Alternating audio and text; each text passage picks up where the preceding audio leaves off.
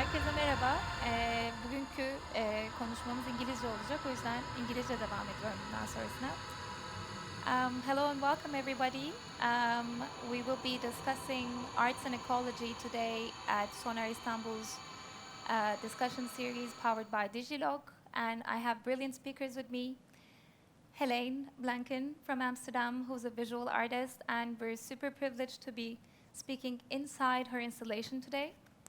We have Elif Boyner, who's a very successful entrepreneur and visual artist. And we have Alper Derinboğaz, who's an internationally recognized architect.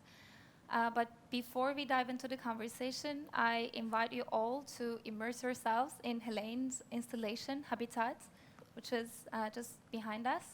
Blackout, please.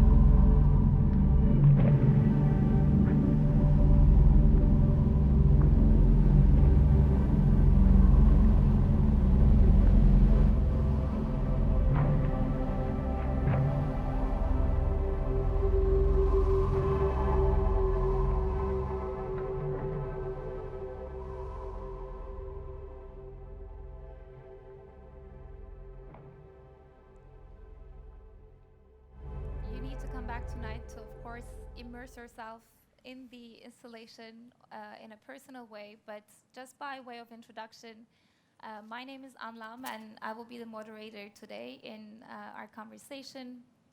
I work at an international art marketplace called Artsy, and I think about how art has a responsibility versus nature and ecology every day, because our practice helps connect the art world with collectors internationally without them leaving their homes. So it effectively results in everyone in the arts ecosystem traveling less and hopefully being more mindful about their carbon footprint. But at the same time, we are aware of the fact that computing, clouds, they also have a lot of carbon footprint. So you're never 100% sustainable, and today's panel is about arts and ecology with all its variations, but the kind of conversations we all had are very ambivalent and ambiguous, because what is the role of the arts, architecture, and design today in protecting the environment? Or does art have to have a role, have to have a responsibility?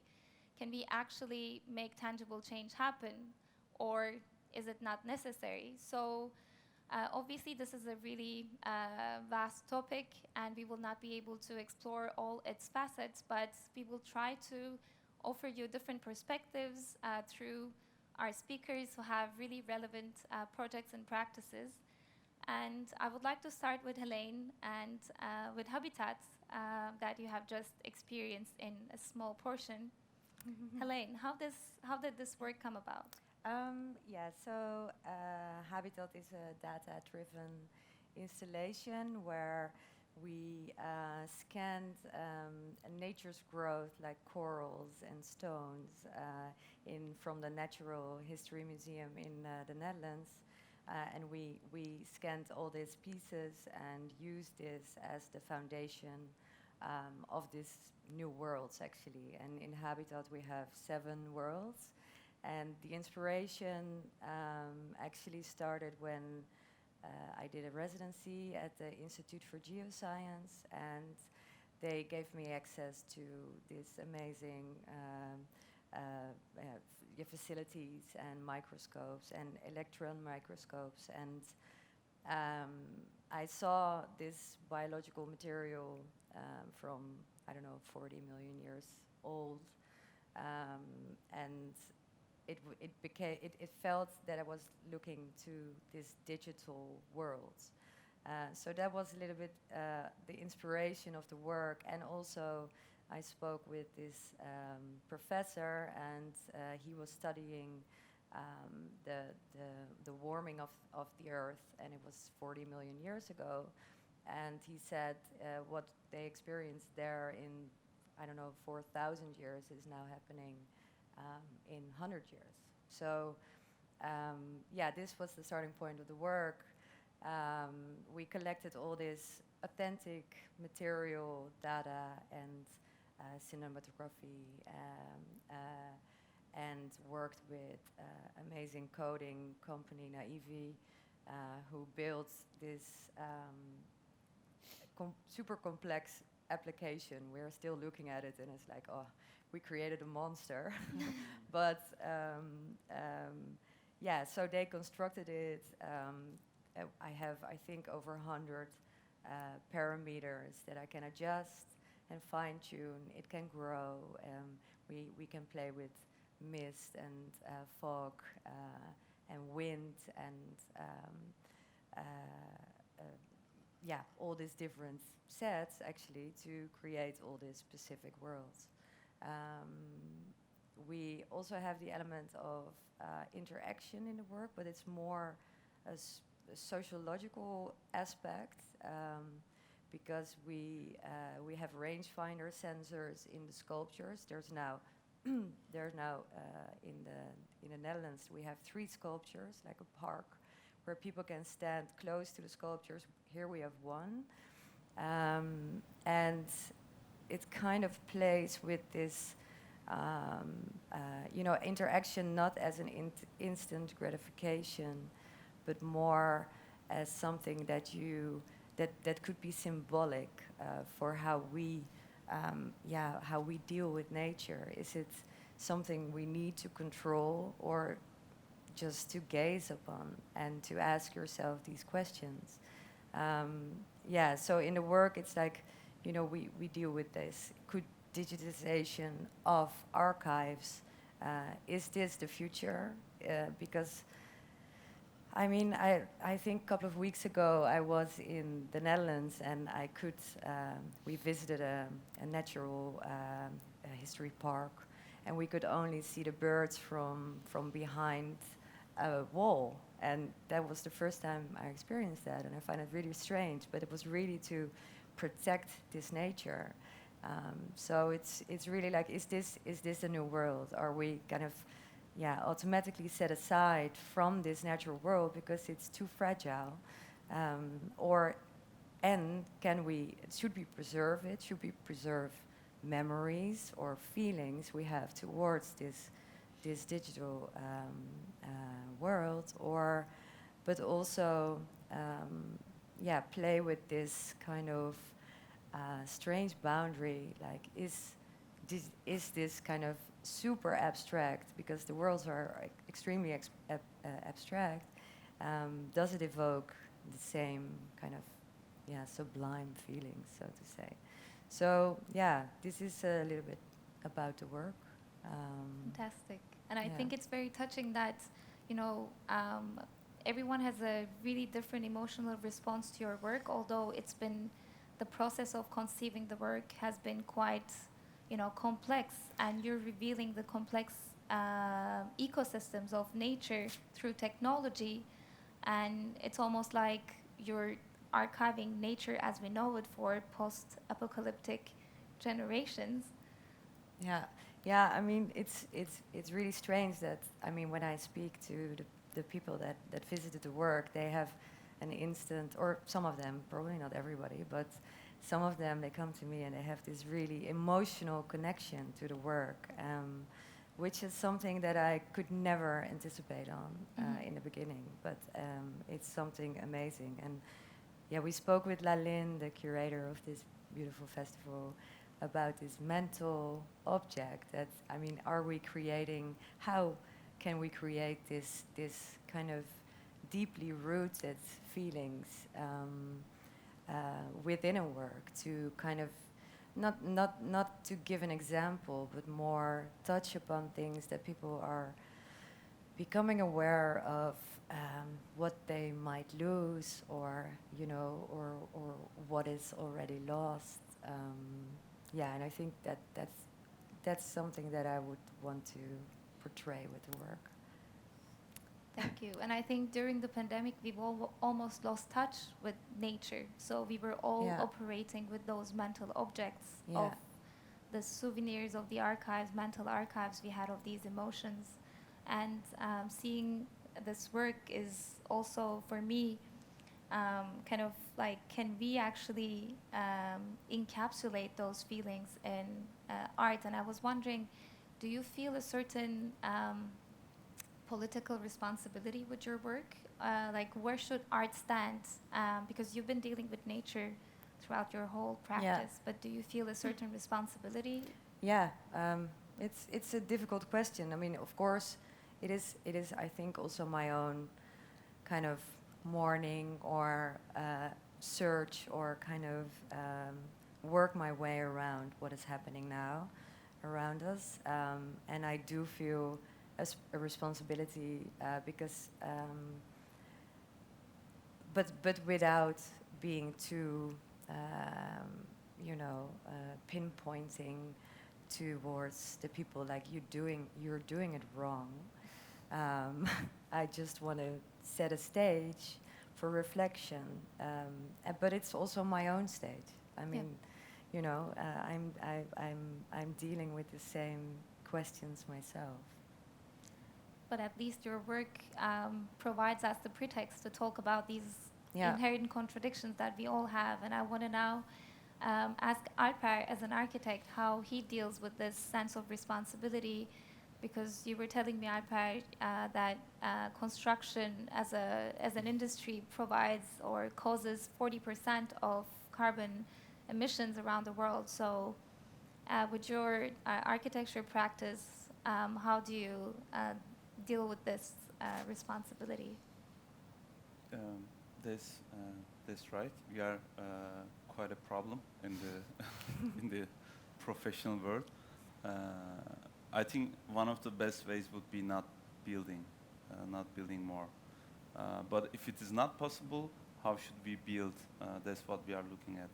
So we kind of obsessively try to come up with ways to make new relationships, scientific relationships with Earth and spaces, because I believe in the modernity, the period in the history of modernity, in the process of industrialization, we experienced an immense amount of categorization of nature, segregation of spaces and nature, segregation of professions, architects, engineers, environmentalist and all this kind of categorizations. So this brought a lot of divisions into our life, and maybe we are not, maybe we are experiencing what this categorization brought into our life at the moment. So the industrial age was kind of a process. It was an experiment which is still going on, and we, as the generation, are experiencing the results of it. So I think we have an incredible problem of dividing things, segregating from nature, and other ways of categorization. So we are, in our practice, we are extensively trying to look into generating new relationships. In the past, in the human past, we were not living in such extreme, comfortable places, and it was okay.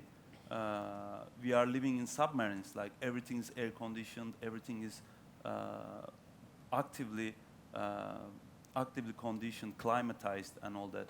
And this is, like you say, 40 to 50% of the carbon foot emissions are caused by buildings, and about 30% of it is about our comfort levels inside buildings. And we are, this is because this is an industry, like it is happening in the army, you know, and it's because it's an industry and making a lot of money. We have hard time avoiding these things because it is what people are used to. But we really believe that once we were living in more simplistic, primitive ways, we could use that. We could come up. We could still remember those things, and we could come up with new scientific approaches. We can think more before building things, and then we can actually build nicer places that is good for humanity and that's good for ourselves. Because when we talk about saving the planet, saving the earth, I think this is a contradictory space to look at things, because we actually are living on Earth for a tiny fraction of the time. If you look at the lifespan of humanity living on the Earth, we are maybe like a millimetric point in the time scale. So we are actually trying to still find our place in nature. So we try to look at it in this way, and I find it extremely important how Heleen looks at Heleen or similar artists looks at this problem, because awareness is the first thing we can do. Is the most important thing we can do. Otherwise, it is just sticking hashtags on things, and then we don't really understand why we are doing it and what we are doing it. So I think awareness is a first big important step, and also I find it extremely important that we have this kind of space in art or in our environment. I find it really interesting that you mentioned the segregation between professions and, you know, different segments of life. And I think in Heleen's work, there is also this notion that humankind is not necessarily a separate part of nature. We are actually intertwined. And this approach, you know, the fact that we're outside of nature, we contemplate it as a spectacle or we consume it, just causes all these issues. So if we can work together with nature, you know, if we can immerse ourselves in nature as part of this ecosystem, then a different type of thinking emerges. And so what you have described, is it, because you have this ongoing research called geospaces, am I right? Mm-hmm. So is this philosophy geospaces? Can you tell us a little bit more about that? Geospaces is a name because we want to make it explicit. So we like to place a question mark so people start questioning, and then what we are trying to do really leaves a mark, hopefully, at some point. Geospace is not the solution. Like us being in nature, being an experiment, us working on this subject is still an experiment. And I mean, we tend to, as professionals, we tend to behave like we know everything and everything is under control. Is absolutely not the case. like, you know, from doctors to biologists to scientists, we don't know anything. So we accept that, and then we try to move from that point. And art, experiments, like what Elif is working on, and a variety of things, I think very important way of finding ways to make this relationship. And we call this geospaces, maybe because we also try to remember geosciences, earth systems, John Lovelock's original idea of earth systems, Bruno Latour's Gaia, Donna Haraway's philosophy, and Timothy Morton and all these philosophers are, I think, trying to emphasize the similar things, and we try to give a name. So in our field, it takes more importance, hopefully, at some point. So you provided the perfect kind of transition to Elif and what she has been working on as an entrepreneur, and actually all these, you know, philosophical concerns can also find very practical solutions in day-to-day life through the work of entrepreneurs like yourself, Elif. Can you tell us a little bit about the vertical project and your concerns and how you find solutions? Sure. The vertical project is the main project we're working on. And the first step will be Vertical 216, which will be our first space. And within all of the projects of the vertical project, what we try to emphasize on is urban sustainability. Because, you know, especially nowadays, especially after the pandemic, everyone started complaining about being in the cities. Cities are bad. Let's move to the villages. Let's become farmers with high hopes, with romantic hopes of becoming farmers. But eventually mostly complaining about the fact that there aren't enough supermarkets in the villages. And eventually coming back to the city, or taking the city into the villages and kind of, I wouldn't say ruining, but really kind of shifting the spirit of the villages as well. So what we're saying with our projects is stay in the city. The cities can be beautiful if we make them beautiful. They can be sustainable if we, you know, sustain sustainable lives. And we're creating a new space called the Vertical. That's the first step, and it's going to be basically kind of like a showroom, a flagship store of what the Vertical project does. And the goal is creating spaces with minimum carbon footprint, minimum waste, decentralization. So basically, producing producing what we consume there. And within the space, it's going to be a 1,000 square meter space in Bağdat Caddesi. It's hopefully, I keep on saying October, November, but I think this time it's December, really. Fingers you know, yeah. Mid-December is the opening. We'll have a 100 square meter vertical farm, 5 meters high, so it's going to be almost the size of a 1,000 square meter farm.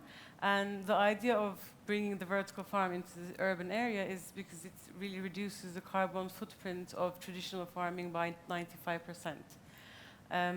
Because, you know, even if we eat organic, it's good to us, but not really good to the outside, because eventually, at the end of the day, from the organic farm, it's being transported into the depots, from there to the markets, from there to our homes. So there's a really long journey that leaves a big carbon footprint. So the idea of the vertical farm is, you know, consume where you produce.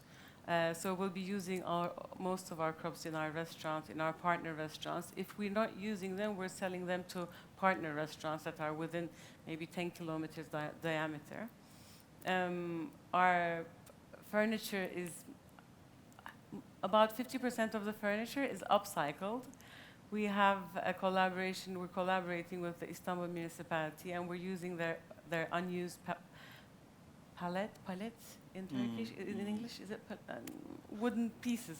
Anyway, they're, you know, Pallets. Pallets. It's the same thing, right? I mean, Palette? it's Yeah, right. in the Netherlands. It's pallets. Okay. So we're upcycling their waste, using that as furniture. We're doing rainwater harvesting, so we're using that water throughout the entire year. renewable energy. So the idea is, it's not we're creating the space this way, but it's really, like you said, it's like an ongoing school for us as well, because every day every day we learn something new about what we can add onto it to make it even more sustainable. So, and like you said, there's no such thing as zero waste. We started the project saying we're creating this space that's zero waste, and we're like, that's not really sincere, because it's really not possible. But really, the goal is minimum waste, and every day we're adding something new, and we'll have, I think in the future projects, I would love to be in touch with you to have it even more, architecturally even more sustainable. But the goal is like creating this space and showing that this is also possible in the cities, and we'll have workshops in the space. But also we'll be educating women in the farming area, in urban farming.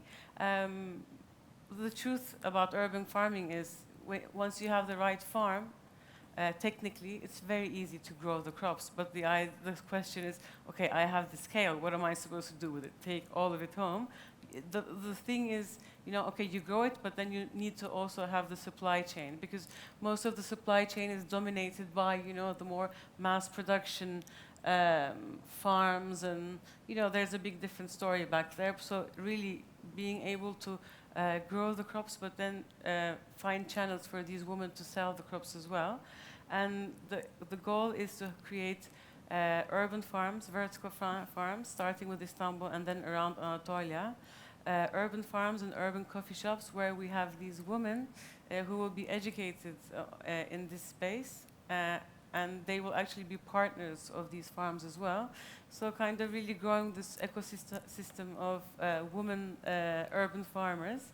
There are so many different aspects to it, but what excites me the most about this is that constantly I'm having maybe 5 meetings with different companies, brands, social platforms, and we were talking about this before this talk, how I'm very, very optimistic about the future. I'm kind of like, it's even kind of funny the way I am, how optimistic I am about it, because throughout these meetings, I constantly, all the brands, even the evil brands that we imagine, they're really working hard to become angels. And of course, this is because to sustain their businesses. But at the end of the day, before, companies and brands used to manipulate us. We were, it was so easy to be manipulated. We weren't as aware, and as we weren't. It's a kind of like the phase of awakening. Everyone is so much more aware of what they can do and what they're supposed to do. Now we are the manipulators as the customer. It's not the companies and brands anymore. So whatever we choose, they have to follow, because especially with the upcoming generations, which makes me even more optimistic. I love them. They are so aware, and no one's going to be fooling them, and that's why it's really, really, really, really motivating to see that all these companies that would never even think about sustainable businesses are really they're putting everything to show that they are part of it as well. So not just as a marketing strategy, but to really change their business models, do you think? Definitely. Well, thinking and talking about the future, I would love to hear Heleen's perspective. And we were discussing a lot about, can nature and technology be seamlessly harmonized and be in sync? I don't know, in sync.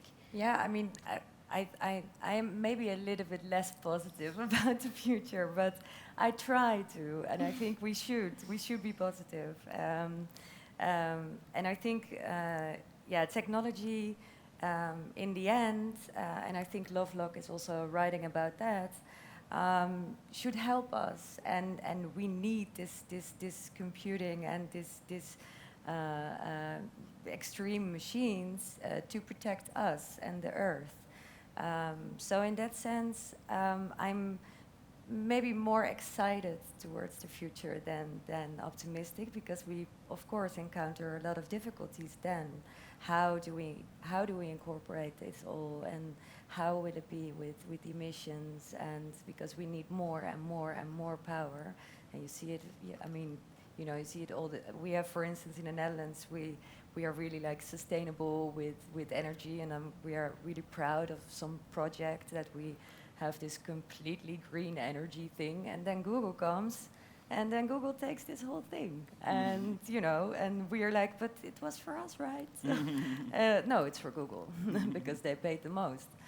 So this is a little bit of, you know, difficult. Like, yeah, I think it's going to be exciting and super interesting, and I'm very curious towards the future. And I think in the end, it can only save us. I mean, we should take care of our resources. There should be kind of this, I mean, almost limit that we have to incorporate in our lives, what we can consume and take in. And if we can build models for that, then I will be 100% for, you know, yeah.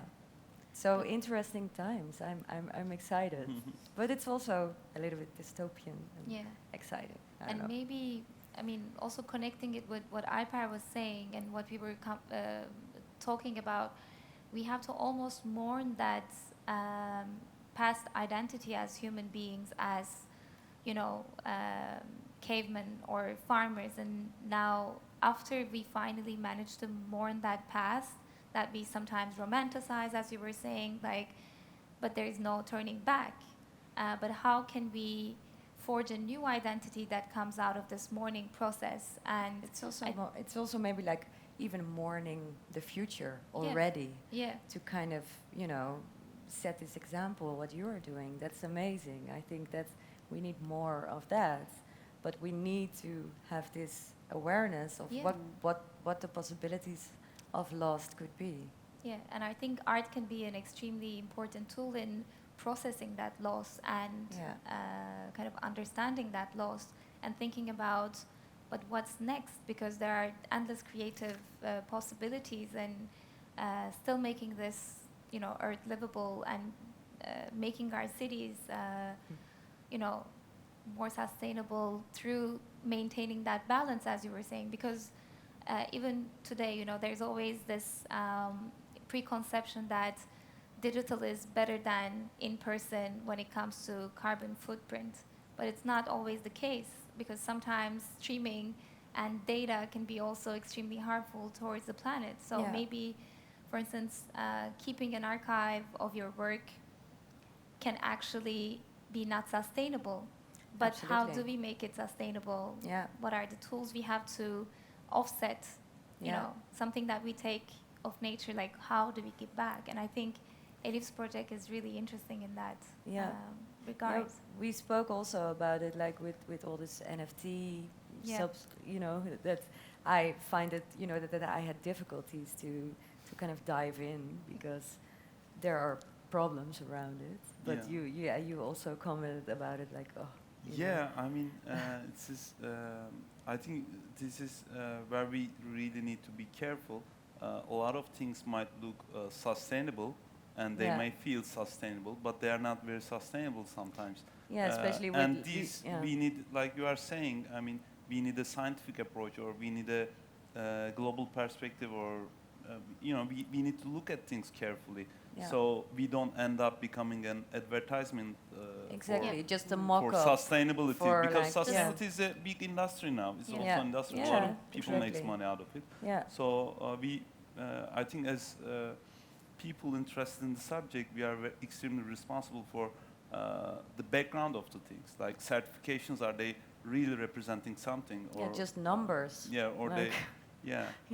Or are we just contributing to greenwashing for companies? Exactly. Greenwashing, yes.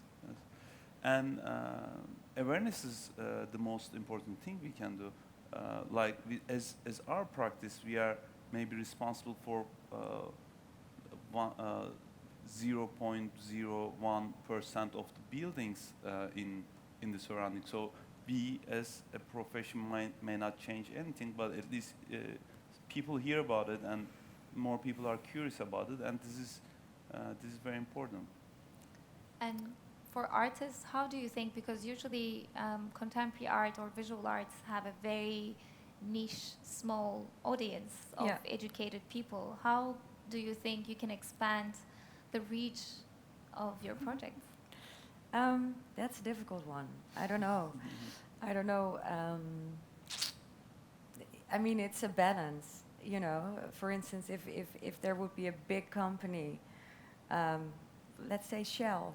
Would you accept it? No, not at all. And I have questions because I am still. I mean, I am still a little bit in this thing like, oh, but you use this for your own good and for monetizing your goods. Yeah. And it's nice that you changed over to sustainable, but it's still, you know, it's still for the money, of course. I mean, if they would really, and we spoke about it. Like, is it something? Can we change the world from within, or do we need the whole world of capitalization with us, and not only with us for economic reasons, but with us in their hearts, so to say. So, and I think that I find it still difficult to see it apart from each other. What the purpose is, what the reason is, why and how, and I don't know. Maybe I'm mumbling now, but it's a little bit. Yeah, I don't know. I think we need bigger steps, and if for instance Shell, they only have the possibility and the money to do something extremely big, and we can, of course, you know, take our carton cups and everything. But And even there's- that, it's there's not sustainable. 1.1 million So contribution to the carbon footprint. yeah, But Shell is still spending much more money on Yeah. sucking out of carbon from underground.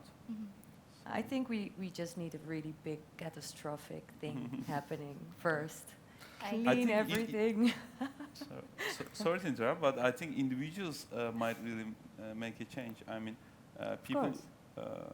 If people, like you were, Elif was mentioning earlier, people started to demand this kind of things, demand a more sustainable future. So that might, because the whole population looks at something, and then this really might change industrial production at some point. But don't you think it's also because we have choices? And I mean, a lot of people in the world don't have that choices. Yeah, but it goes back to where do you begin? Like, do you start with the education system? Because in a country like Germany, for instance, or I don't know, the Netherlands, people might be more educated and more demanding from politicians, from companies. But how do you make it scalable worldwide, and where do you begin? Like, does it start with families? Does it start with education? Like, there is a chicken and egg problem in terms of, you know, raising that awareness on a global scale so that it finally affects the decision making at the larger companies or governments level. Because, you know, even the Paris Convention is still not actually taken seriously by the biggest nations on earth. I think it's just lesser options. Yeah. Don't give them the choice. Also, you know, actually, when you think about the people who are part of the carbon emission in the world, the consumers, they are the ones with, you know, with higher income levels. So it's more than, I'm not very good with numbers, but I think it's like around 85% is caused by people who have, you know, who have the means to spend, who have the choice, who have the chance of choice, you know, the ones who can actually choose what to consume. So that's more, you know, the aware, the aware parts of the populations. So, yeah, I think, you know, going back to, we have the choice, like, we are the ones who can manipulate the companies and the products now. And when I say we, it's the ones who have the means to actually, you know, to consume. Thus, it's a bigger part of the world that actually, you know, already is, that population is already mostly aware of the effects. So maybe that's why I'm also still a bit more optimistic. Yeah, But I like this juxtaposition of, you know, views, because like sometimes even I think I'm aware because, you know, I think about this, I read about this, but then I realize the impact of gaming that I was not even questioning.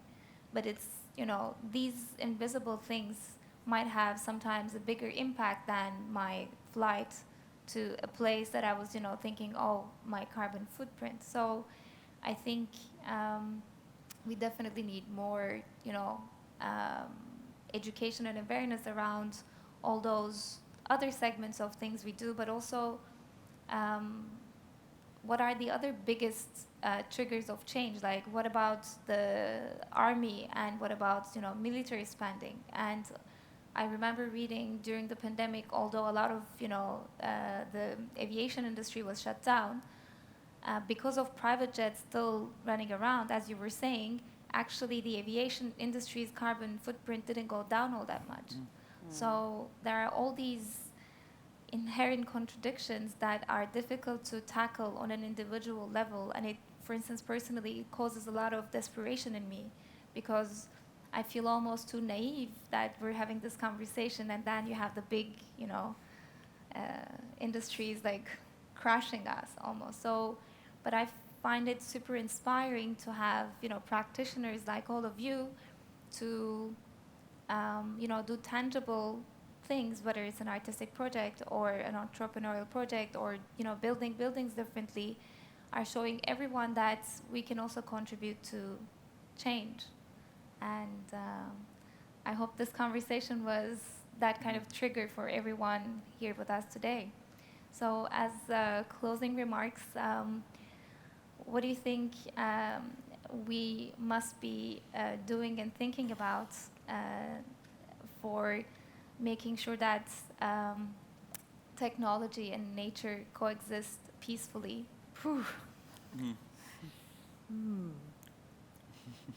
Big question. We're here for another hour. Yeah, I have to think about it. It's an amazing question.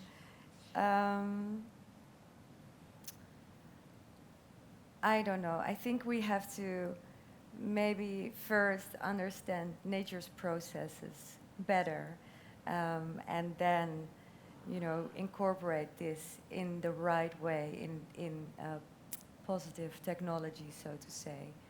I think it would be the only option to rightfully use technology if we look back at nature itself first. That's a great answer. Elif? Well, I don't know if it relates, but maybe like using technology, replicating nature, kind of, because, you know, all the patterns, everything, it's so much actually, the patterns are given to us, and it should, I think if we use technology in the right way and replicate nature in the right way, it's going to be minimum, it will probably harvest minimum effect.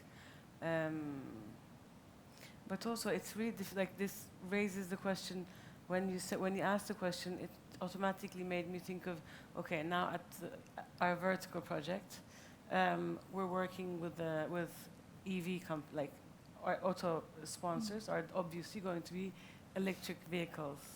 But then there's this question: are you sure electric vehicles are better than, you know, non-electric vehicles? Because then the battery that it's going to leave behind is so much more destructive than petrol. Just like oil. the paper cups are more they take more from right emissions than plastic. Yeah. Yeah. Sometimes. And sorry. sorry. No, like sorry. no, this is a question that came up. I'm like trying to, you know, adapt to nature with electric vehicles, but then another question is raised, and then something else. So it's like when you're like you were saying, doing vertical farming, you know, okay, it sounds good, but is it really sustainable? Because there's these PVC pipes that are used, this and that used. At the end of the day, you're taking from one place and then putting it in the other space. So really, like, you kind of get lost inside of it. So honestly, like, I don't have any, like,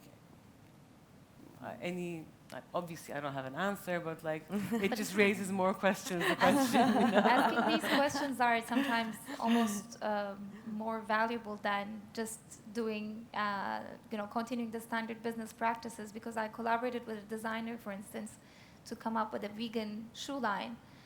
And we all think leather is bad, non-leather is good.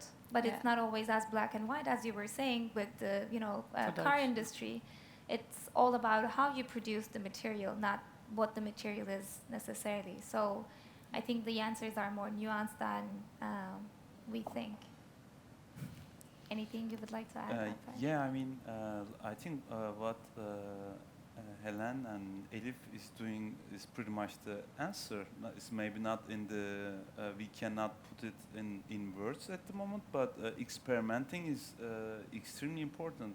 Like I was talking about earlier, professions tend to look professional, and we tend to look like we know things, but we don't know anything, and then as long as we don't accept that, we keep messing up the world.